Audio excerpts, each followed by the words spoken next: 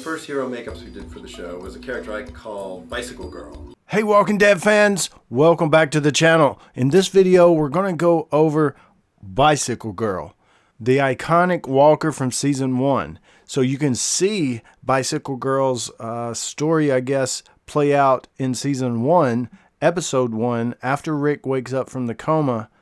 He sees this really kind of half of a person crawling around, and he takes a bike that's laying right there and he rides off.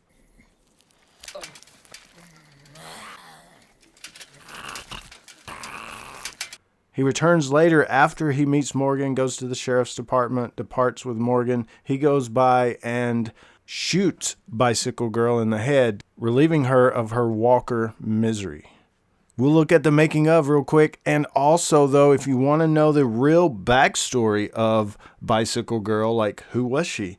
Her name was Hannah. And we understand and know about Hannah because of a webisode that they gave us called Torn Apart. And it follows Hannah. She ends up at her ex-husband's, and, you know, a lot of stuff goes down, but her and her kids are the only ones that make it out, but she ends up getting bitten with her kids getting away. We don't know the fate of her kids, but we do know the fate of her. She let herself get eaten on, and that's why she looks so decomposed so early in on the apocalypse, is because pretty much day 1, day 2, whatever it was, she got eat on by walkers and died, of course, and then reanimated because her brain was intact. But you can check out the story of Hannah. It's an older video that I've done a while back, and it's a review of the webisode Torn Apart. So they have a different actress playing Hannah than the actress that ends up playing Bicycle Girl. So Greg Nicotero, genius makeup artist, he comes in and starts doing the zombie work for the show. This is season 1. This is the first zombie we see on screen. This is from the comics. They want to make this iconic. It becomes iconic. So they want to do a good job, and they mesh together real practical effects, which includes a chest piece and back piece and mouth piece, teeth that clip over the lips. Of course, you got the face prosthetics and the hair. But from the torso down, she's supposed to be like eaten, gone, her legs and everything. So they just do a blue screen. So that it's part visual effects, part practical effects. It's really awesome. It's a great job. And one of the things they look for when they cast zombies, walkers, pretty much even today, is bone structure and how they look and how they might even walk and act. Because even if they look good and can't do their part, act like a zombie, you know, you may not get the part. But they look for bone structure and stuff like thin people. First zombie that we see in the show, half the battle is finding great faces. Finding faces that have a lot of character in them. Certain bone structure, long, narrow faces. And so like the actress with Bicycle Girl, they needed a thin person, and they found the actress through casting. There's like, this is the perfect person right here. She's tall and thin and could easily make up for the actress that eventually did play Hannah, as far as, you know, an eaten away look. Several months, it's like a couple of months, day 59, when Rick wakes up from the coma. So it should be around 56, 7 days, something like that, that Hannah's been eaten on and laying out here decomposing, crawling.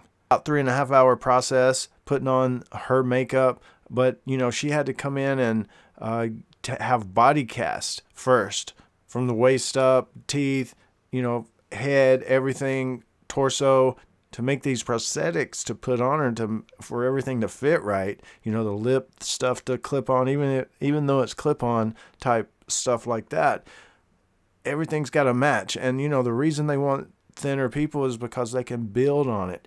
A thin person, you build these prosthetics in the skin and you layer it on.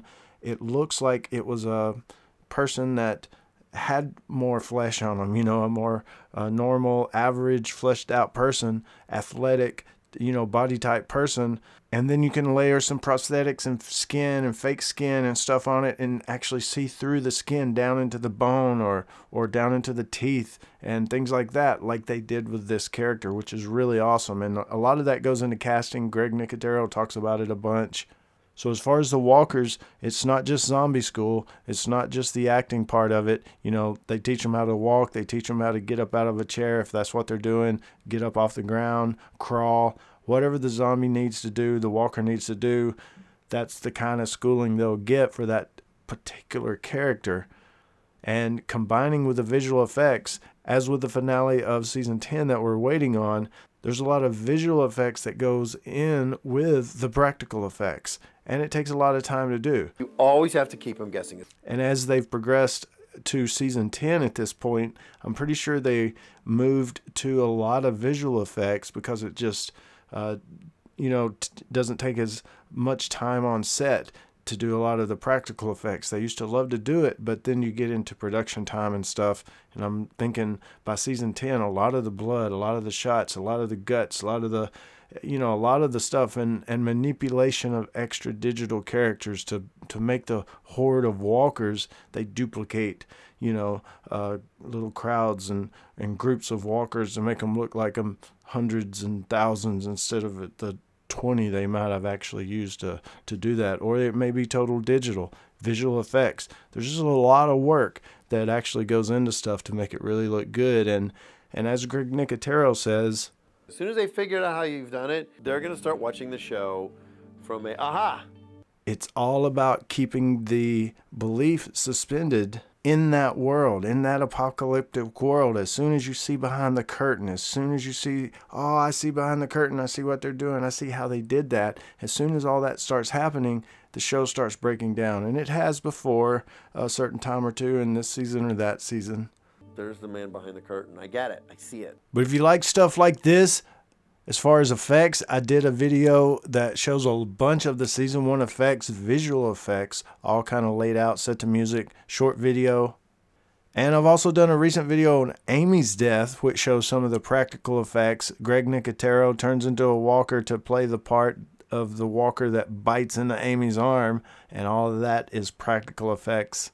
So definitely check those videos out and on the rest of the channel. And Bicycle Girl, iconic walker, a mix of visual and practical effects. So cool. Greg Nicotero and the rest of the team. He said he's been working with the team. When they came in on season 1, the people he worked with as far as his company, he had already worked with the guys like 10 years almost. So, he's already in the flow. And he comes into season 1 and just kills it. And not only makes awesome, iconic zombies for The Walking Dead called walkers in the show, but he's still killing it today with coming up with new stuff, new walkers and things like that. And notice right here in this zombie school shot, he's showing the master, Romero, to the class, the zombie school, on how to walk and some of the rules, some of the zombie rules, That's cool.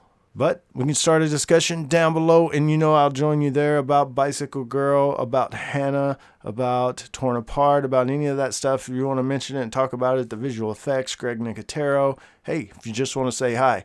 Hope all of you guys are doing well. This is James in Nashville. As always, thanks for watching, and stay tuned for more dead stuff.